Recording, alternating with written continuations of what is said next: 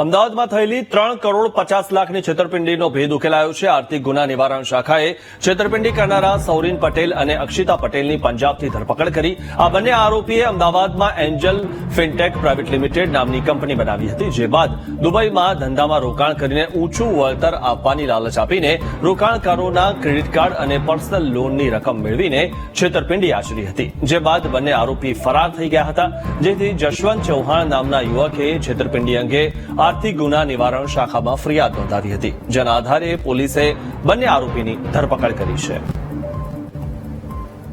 આરોપી જે છે એ આરોપી જે લોકો છે તે સૌરીન પંકજભાઈ પટેલ અને તેમની પત્ની અક્ષિતા કરીને છે. આ બંને જણાએ એન્જલ ફિનટેક પ્રાઇવેટ લિમિટેડ આશ્રમ રોડ ખાતે એક ઓફિસ ભાડેથી રાખી અને રોકાણકારોનો સંપર્ક કરી તેઓને ખૂબ જ મોટું વળતર આપવાનું, આશરે 10% જેટલું વળતર આપવાની લોભામણી લાલચો આપી લોકો પાસેથી રોકાણ કરાવતા હતા. અને આ માટે તે લોકો કોઈ રોકડા પૈસા લેતા ન હતા, પરંતુ તે લોકોના આધાર કાર્ડ, પાન કાર્ડ આધારે ક્રેડિટ કાર્ડ મેળવી અને ક્રેડિટ કાર્ડ ઉપર પૈસા લેતા હતા.